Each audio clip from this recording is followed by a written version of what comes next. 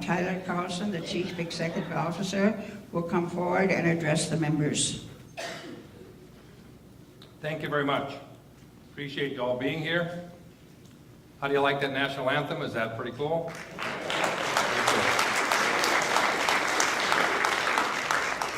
It's great to work in a community that as soon as the color guard shows up, everybody stands. You don't have to ask them. It's in my script, but everybody stands. And everyone stands for the whole thing, including the national anthem. We really appreciate that. All right.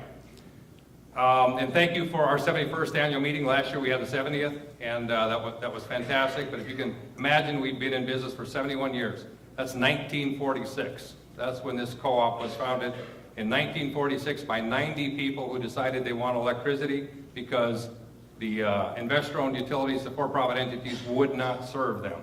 And they built it themselves, and here we are 71 years later. I'm going to talk about a few things. The purchase power adjuster, which is on your bill, and I'm going to talk a little bit about what it is. The PPA is designed to recover the changing wholesale market and transmission costs. The market has changed quite a bit over time, and in order to avoid frequent rate changes, and why is that important? Well, it costs us to do a full rate change $750,000 to do one. That's on the surface. It's not a cheap proposition to actually change a rate. We'd prefer not to do it either, but what it is designed to pass on the changing cost of wholesale power without having to do a full rate change. It's only applied to energy costs. It's not applied to any of our operations. It's to help avoid the frequent rate changes. Now, this only goes back to 2008. If you look at the screen here, part of it is I guess selfish because I wasn't here prior to 2008, so I can't speak to it. So if you had a question about what was happening in 2007 and 6 and 5, I don't know, and I won't be able to tell you.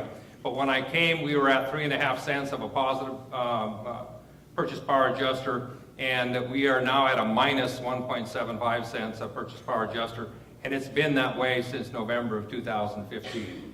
And so that way, if you look at your bill, you can take a look at, there's a line item that you add up the cost, and what that does mean is your power is 1.75 cents less than what we set our rates for in 2011. What does that mean? Well, yes, I think it's pretty good. What does that mean? Well, we did a little analysis from 1947. That's how much 300 kilowatt hours cost you. In 2008, when we had the high cost with the 3.5 cent adder, that's what it cost you, was $35.46. And here we're sitting here today in 2017 at $21.51. We're talking about what, $2 difference in 70 years? That's pretty amazing.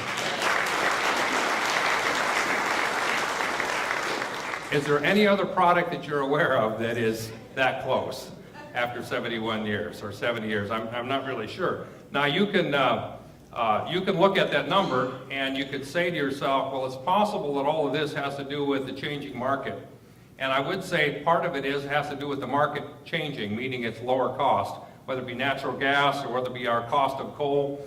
And truthfully, we worked really hard, and folks at our Arizona G&T that Mr. Ledger is a part of has worked really hard to bring down the cost of coal, bring down the cost of coal transportation.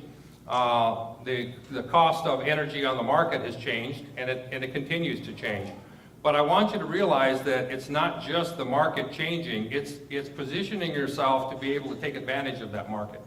If you're not positioned well, and if you aren't actively working on an hour-by-hour basis to make sure you get the lowest price possible, it's a lot easier to not do that, to work 24 hours a day and make sure you're getting the lowest price possible.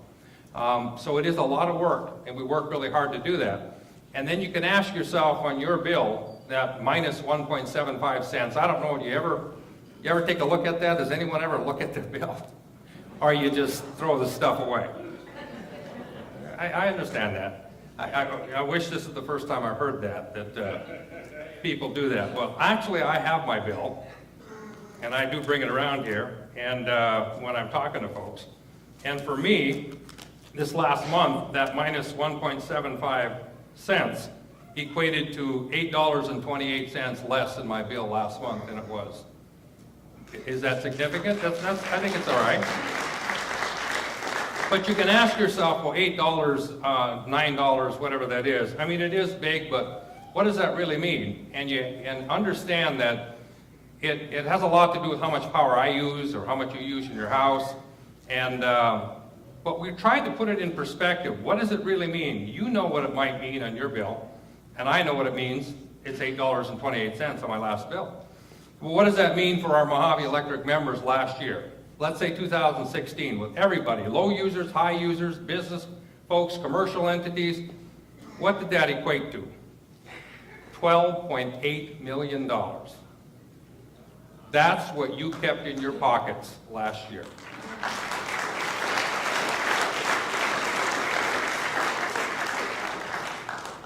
Not insignificant change.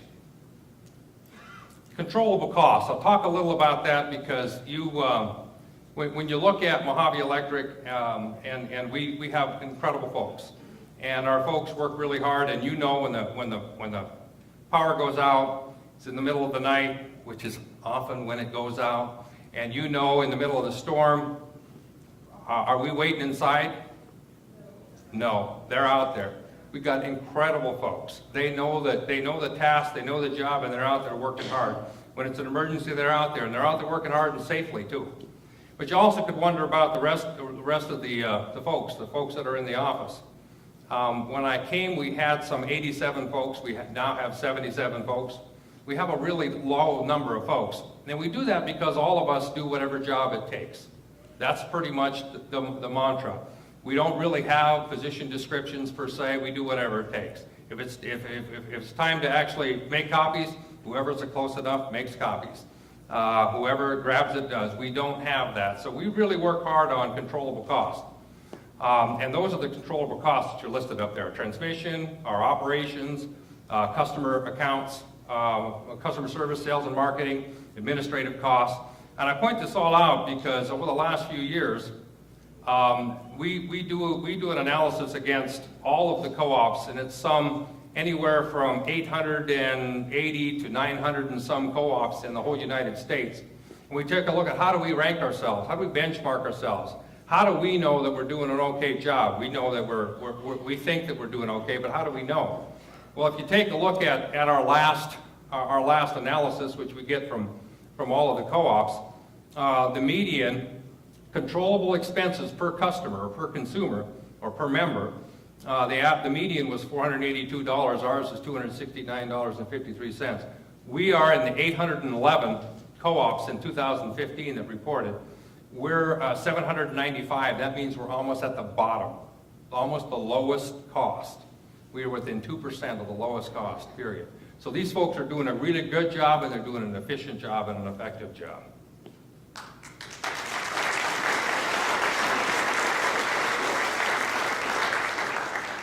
Some of you are aware, and hopefully most of you are aware, that we shut down a subsidiary that we had, a for-profit subsidiary from Mohave Electric, that we shut the business parts down. And what we did is we captured as much of the revenue and the profits that we could. And the way that it was organized to send the money out to our members on a per-person basis, meaning you take the total, you divide it up by how many members we have at a specific time to send checks out. We sent out checks and $168.47. Did some people get those checks? Did you cash those checks? Yeah. Just about $5.4 million went out in the community last year. When you look at that, if you look at that from an economic impact standpoint, economists will tell you it's anywhere from 3 to 6 times is the actual impact of the community. So that potential impact was around $16 million for this particular community. But not only did we do that, and we made sure it went to you, we made sure it went to our members. Now granted, there are some of us who are members, and yes, I cashed my check, because I am a member, but everybody who did got the same check, by the way. Mine was exactly the same as yours, as was every other employee who happens to be a member. We also then took, in order to close the business down in 2016, we did not want to carry over the business in 17 and pay administrative costs, pay for audits, pay for everything else on a continuing basis. This thing was shut down. So any checks that didn't get cashed, we actually went out with a process to try to get the money back into the community. And that money went back in the community by way of the Western Competitive Solutions grant. And we formed a committee of folks that were our members, and our members came in and they helped evaluate applications. They had a number of applications. The guiding principle was we wanted it to be make a sustainable difference to the community, meaning you could see the difference 2 years from now, 3 years from now, 5 years from now. As you can see there, we had 28 submittals, 17 sustainable, and 11 projects were actually funded. You know we couldn't fund everything. We had probably, I think, close to $750,000 worth of requests, but we had $188,000, and those were all given out, and those checks were cash. In fact, somebody tonight asked me, was it okay I got my check from you? Is it okay that we cashed it? And yeah, that's what we gave it to you for. And I want to talk about, and I can't not rave enough about the employees, because this is an incredible organization. And I walked in with an incredible organization, and it's developed even more impressive. But you're going to see these folks, and they volunteer on their time and on their dime all the time. And when I say all the time, it is often, and it's oftentimes the same people back in the community doing something. You realize that of a company our size, we have over 70% of our employees that are actively volunteering in the organization. That's pretty impressive. It's an amazing number. And I'm not going to read all of these, but you can see this is where they volunteer. And we don't ask anyone to volunteer anywhere specifically. They volunteer on their own. It's a very community-committed organization of employees. Very, very proud of them. And you know, one of our foundations of a cooperative is community involvement, and I think that they actually show that community involvement all the time. There's more of the folks, more of the places that they volunteer. Co-op Connections card. Hopefully you all know that. You all have yours. You were asked as you went by if you have yours. Now recognize this is just the prescription drug savings, but we're coming up on $2 million in a fairly short time. That's $2 million of savings for you, that you kept that money in your pocket. And I think that's really amazing. And we have, not only are we the #1 in the state, but I think we have risen up, so we're like 6 or 7 in the country. Is that sounding right? So we're 6 and 7 in the country, and we kind of got a late start. What does that say? Well, it says that you know it, and you know the program, and you have your card, and you use it, and don't ever not use it. I mean, if you go to some place, take it out and ask if they honor it, because what's the worst answer that they could give you? No. And besides maybe hurting your feelings, which shouldn't, what's the big problem with that? There are a couple of places that when I've taken it out and they said, I'm not sure, and then they've asked, well, does my competitor? And I'll say yes, and then I get the discount anyway. So, you know, it's worth it to give it a shot. To give it a shot, but it's pretty impressive, $1.8 million. But you also recognize that card can be used for a whole bunch of other things. We don't track all of that because we can't. The systems aren't set up for us to be able to track all of that, especially local, because it's got to be tied into somebody's computer system or somebody's cash register, and that's just not possible.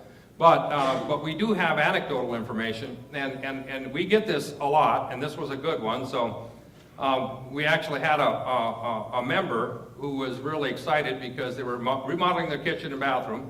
They actually went through and bought all their supplies, and then at the end said, oh, by the way, I forgot, do you take the Co-op Connection card? And they said, yes. She saved over $3,000 at that moment with the Co-op Connection card. So it can be used for a whole bunch of stuff. And Belinda, are you here? I saw you earlier. Where are you? All right, and that's a true story, right, Belinda? And you will vouch for it, right? Okay. Patronage capital, this is a big issue. And this issue is one of the issues we want to talk to you about this year, and it's what Regina talked about. And I'm sorry that I probably shouldn't call her Regina, but that's what I call her. It's not Representative Cobb. And it is true. We can, I want to preface all of this with, we have some great relationships with our local elected officials. We really do. And most everybody is working really hard for you in every particular way. But in this particular one, we're gonna highlight a couple. As you know, we're a not-for-profit. And when we do a budget for each particular year, and when we operate off of those dollars, and we operate off the dollars that have to do with our income, when we have surplus dollars at the end of the year, where do they go? Back to you. That's those checks. That's where they go. And your share of those margins are called capital credits. And they're basically based upon the amount of electricity that you use. So if you use more or less than your neighbor or your family member, yours might be larger or smaller, your check might be larger or smaller.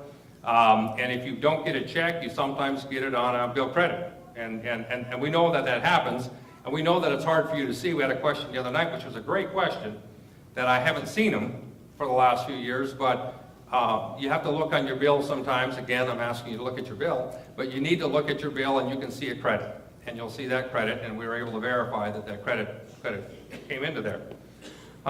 So that's what the capital credits are. We did vote, and the board voted to retire capital credits this year. So the capital credits disbursement was $1.539 million this year. So that we gave that back. Where does that money go if we were an investor-owned utility? A shareholder. It's called profit, and it would go to the shareholder. Would you get that back? No. I've been with investor-owned utilities. No, you don't get that money back. What do we use this? What do we use? And there are times that when we send that money out, there are folks that have left the system. They have left. They didn't leave a forwarding address at some particular time. The checks come back. We can't locate them. Oftentimes it's because they don't want us to locate them. That's a true story. But we can't locate them, so we end up with a check. And those capital credits then we use for a number of reasons, a number of ways. One of them is our educational programs, and that the Washington Youth Tour, in which we send a couple of people each year, a couple of kids that are in high school, 16, 17-year-olds, and they apply, and they go through a process, and they go back to Washington. They get to spend a week back in Washington, and they get to see how Washington works or doesn't, which is really still important. Even though you get to see that it doesn't work well, or it does work, it's really important for you. And kids in this particular community don't have a lot of opportunities to go back to see Washington, D.C., whether it's the history or it's the workings. And this is just a quote from Sam Sanders, who went back from Mohave Electric a few years ago. And we did do some taping here the other day, and I guess it was today, because we have a young man in the audience. He was in the audience. I don't know if he's still in the audience now. I can't really see out there. There he is.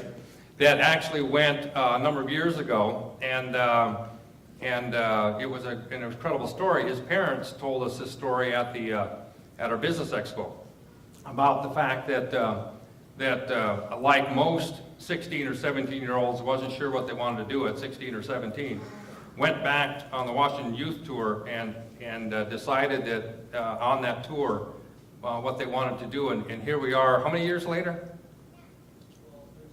12 years later. Now he's an attorney in Texas, and he's doing great. And that's a great story. It's a fantastic story. And we're not trying to minimize that at all. We think it's an important story for us to bring forward, and I'll explain that to you in a little bit. This is Sam Sanders. Sam did a great job. Sam was actually elected as one of the officers back there from all the United States. He did such a great job, and he was so influential back there that he ended up to be one of the officers while they were back there, which really says a lot for Sam, and he really enjoyed that. It was just a couple of years ago. We also use it for our classroom grants. We know that there's not a whole lot of money for the school systems. And we know that at times that our teachers would like to do something special, unique, off the curriculum, something that they would like to be able to teach the kids. And they don't have resources for it, or the teachers are supplying their own resources. We do 18 $200 grants, and they love it. And the kids love it. As you can see, those couple of kids there. And the teachers, when you talk to them about it, They really love it because it's something unique. It's something that's, the kids are driving it, and then we provide the resources for them to do something unique and special outside of the what they regularly do. We also invest a lot or send a lot of money over to the River Fund. You all know what the River Fund is, right? Most people should. What that is, it's a tri-state a nonprofit that actually tries to get money for people who are in need, who can't pay their electric bill, they just lost their job, something has happened that they're having a little bit of difficult time with. And we have a disproportionate number of fixed income and low income people, and a lot of veterans in our service territory. So it's great to have access to the dollars. The River Fund actually uses those dollars, and they use our dollars specifically to help people with utilities. So it doesn't go to everybody, and it's utilities in our service territory. So the money we send over there, don't think it's going somewhere else. It's not going to Phoenix. It's not going to Vegas. It's staying here local, which is really important. The whole reason why the River Fund was created was to keep the dollars local. We also are big proponents, and we work hard, and some of that money goes to the Northern Arizona Veterans Resource Center, because we know that there are veterans out there at fixed income, low income, or veterans that are needing access to their services. They're unaware, they're not really sure how to get them, and that resource center is there for them to come in and figure out how they can be helped, where can they get resources to help them. Really big deals. And we have a little thing from Mike Connor. If you can, it's not long, I promise. Quite frankly, I don't know where we'd be without the Mohave Electric programs that we have today. All of the different programs that Mohave Electric has been creative in putting together to help the community. We are Mohave Electric Cooperative here in this region, and Mohave Electric has made that happen.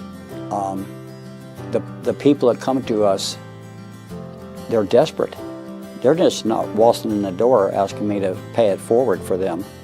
They're there because tomorrow their electricity might be cut off because they lost their job 2 months ago, and because Mohave Electric Cooperative and the Customer Service Department works with us daily to help these people.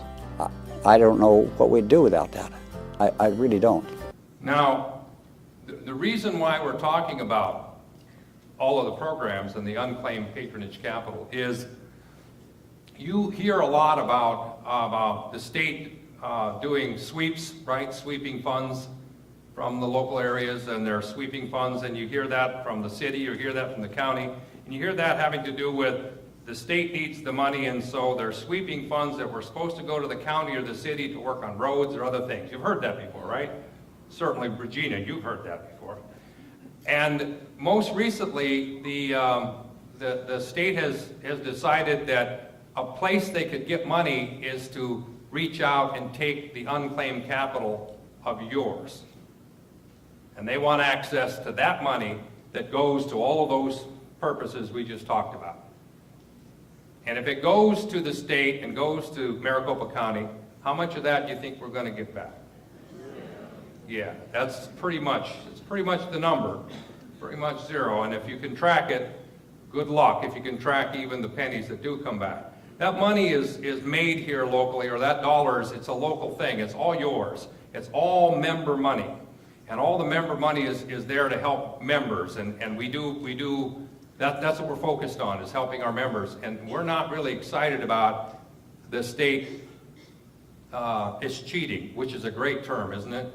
Is cheat, doesn't that, it in itself tells you the story. But we're not excited about them doing that. So what happened was, we, this last year, we worked really hard to try to get a bill together that would stop the state from coming out and taking the money local, the local money that is here, and bringing it somewhere else. And I'll have to say, we have some fantastic relationships, some fantastic folks. So on the Senate side, Sonny Borelli, who's from Lake Havasu. Lake Havasu is not a Mohave Electric service territory, so Sonny Borelli could just ignore our request, but that's not Sonny Borelli. He understands what it is, he understands what the concept was, and he was one of the co-chairs that pushed our bill through the Senate 30-0. It got through the Senate 30-0. So there you go. Yeah, and you ever see Sonny Borelli? I mean, he's obviously working for the community, and that's amazing. Well, then it went to the House, and we have a fantastic champion in the House named Regina Cobb. And Regina Cobb worked tirelessly to get this done, and it looked pretty good to begin with.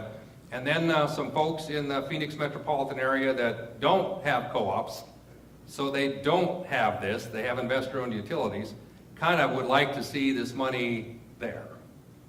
So we hit some snags back there, and we lost the House vote by really one vote. We were one vote shy of passing the bill to keep the money local. But Sonny and Regina, thank you all. You guys worked really, really hard, and appreciate that.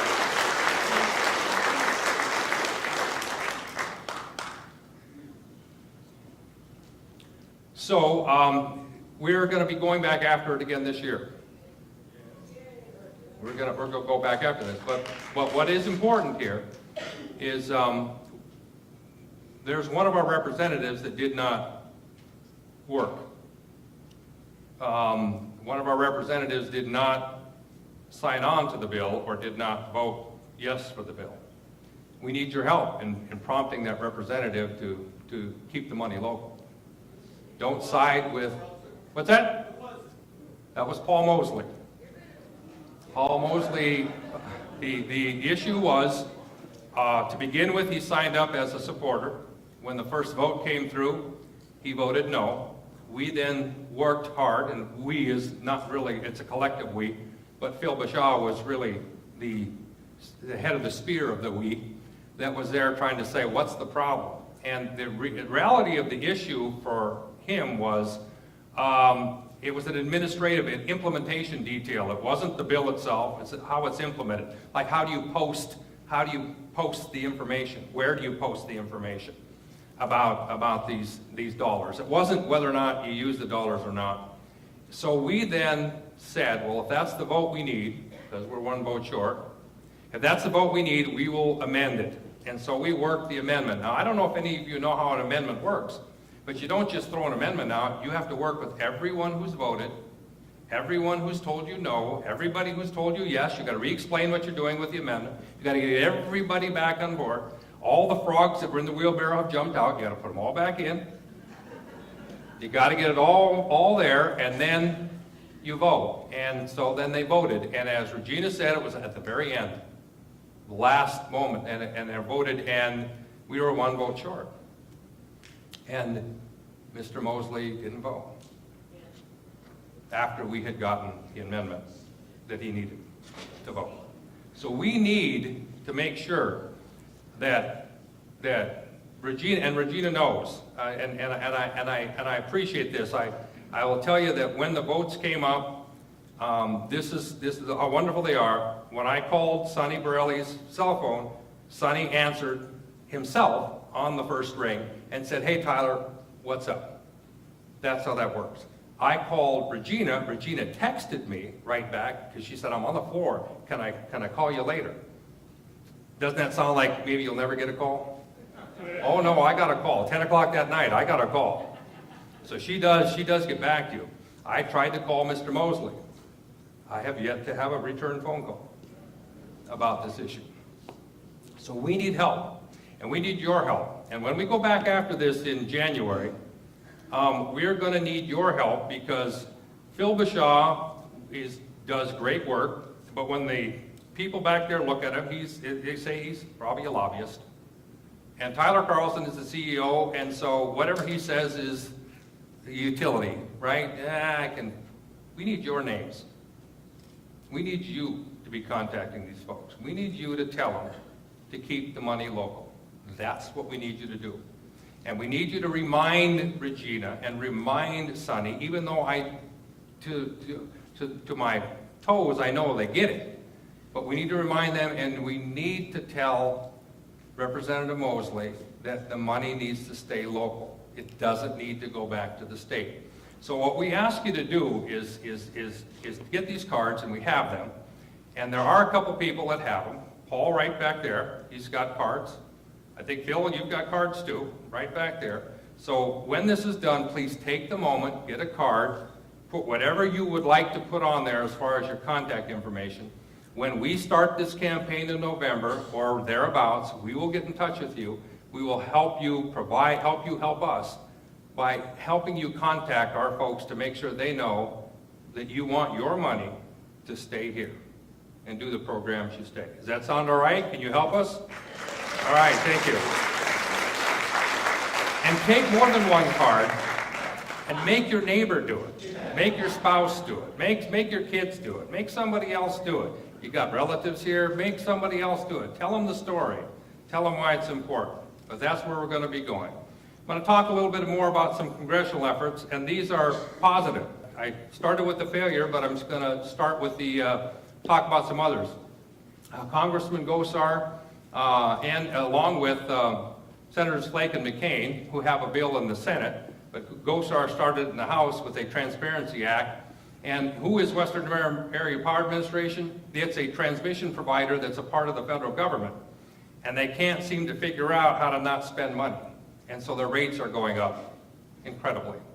And Mr. Ledger's been working really hard because when it hits his rates, it affects him quite a bit. And if you'd like to ask him, he could probably tell you at the end of this how much those rates have gone up in the recent years. They've gone up quite a bit.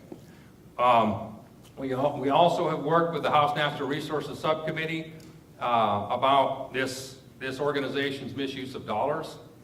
They have got a slush fund of $1 billion.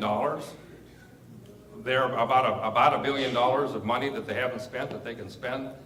And we're really working hard to keep control of that. And we actually got a House action on a budget, the 2017 budget, that only lasts for a few more months, that cut their budget by some $34 million, and that's our elected officials. So that's Congressman Gosar, that's Senator Flake, that's Senator McCain. We still support them when they support us. And that's really our message, is that we thank them. We thank them because they are working hard for us and they have done stuff.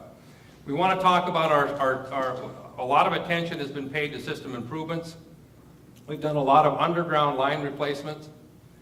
We know that there's lines that we've had a great deal of failure problems, and we've got a bunch of underground line replacements. System improvements with cable injection, what does that mean? Well, some of the cable that was put in the ground 25 or 30 years ago was direct buried in the ground and not in conduit, and some of that cable is failing, and it's pretty expensive. It's about the cost of underground somewhere between 3 to 4 times the cost of overhead, so it's not inexpensive. Well, what we're trying to do is we're doing this thing called cable injection. You inject a kind of a polymer type fluid in it, and if it works, it actually goes from one end to the other. It'll extend the life of that conductor another 25 to 30 years at a significantly lower price. So we're doing a lot of that. So if you see folks out working, that's what they're doing. We've done a lot of overhead lines and pole replacements. You see a lot more steel poles out there. We put steel poles out because they are harder for Mother Nature to test and push over. And Mother Nature is the ultimate pole testing. She decides that's what's going to happen.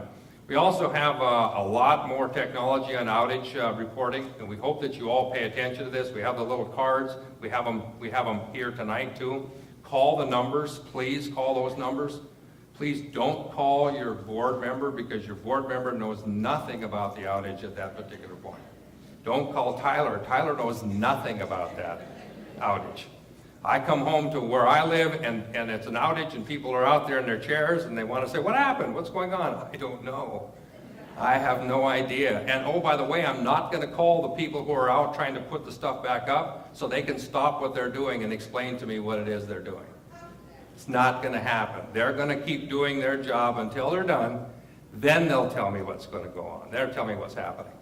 So please, if you can use that outage reporting, it's fantastic. You can actually do things on it. You can ask for it to call you back. You can ask for it to give you status updates or call you back. when at even a different number when the power goes back on. So let's say you left to go to a casino. I know no one goes to the casinos, but if you left to go to a casino because you were out of power, it'll call your cell phone or it'll call your phone to tell you that it's back up. There's a Smart Hub mobile app that you can get that'll actually tell you a lot about your usage. And if you want to, you can get involved. You can take a look at it. Take a look at your usage. You can compare usage for a month, a year. You can take a look at what your usage was this September from last September, or this May from last May. You can try to, it'll help you try to save. And that's really the focus of what we're trying to do, having to do with Smart Hub. Technology enhancement, if you go on our website, we have these particular maps. And these maps actually are outage maps. There's one right now, not right now, on this map. And you can see right here, and if you clicked on it, you would be able to tell, and if you lived in that area and you actually zoomed it up, you'd be able to tell you were in an outage, so you could see that I guess you could rest assured that you were there. If you were in an outage and you're not showing up on that screen, what would you need to do? Call, exactly. And who do you call? You call that number, right? You call that outage number. You're not calling me, right? You're not calling your board members, please. We'll be very sympathetic, but we'll be useless. And what is our Smart Hub? You can do online bill pay. You can do outage reporting. You can go on Smart Hub itself and you can report an outage from your Smart Hub. You don't actually have to call if you want to, which is fantastic also. And you can get alerts. You can set up alerts. You can monitor your usage. If you're on prepay, we have a commercial out right now, and I'm not going to go through all of that. We have a commercial out right now that there are some really incredible abilities in Smart Hub that you can use if you're on prepay. And if you want to get on prepay and you want to know more about it, we'll certainly send you a link. That we have a member that knows as much about our Smart Hub and prepay as any of our people do. In fact, he sometimes tells us when we have the latest upgrade. He tells us, because he'll call and say, hey, now I see you have a new function. And we'll have to scramble and look and say, oh, yes, we do. I guess we do. And he's phenomenal, but there's a lot of flexibility there, and that's the prepay. What is prepay? It's no deposits, no reconnect fees if you happen to miss a day and your meter got disconnected because you didn't pay. There's not a reconnect fee at that particular point. And the system will do it for you almost automatically, but you still have to go out there and push a button because we're not going to re-energize an empty home or a home in which we don't know what you've got connected at that point. But we'll energize to your meter and you can actually do it. We actually now are available for small businesses. So if you know small business people that they're trying to get into a small business and the deposit is their stumbling block, they now have prepay, which they can avoid the deposit. And that's what I have, and I thank you for attending, and please, if you can and if you will, please, the call to action. We need your voices and your help. That's what we really need, and if you want to keep the money here. So I'm really asking you this question. Do you want the money here, or do you want it in Maricopa County? You decide. You decide, and it's your action that's going to decide. It's whether or not you take action. That's what's going to decide. Thank you very much.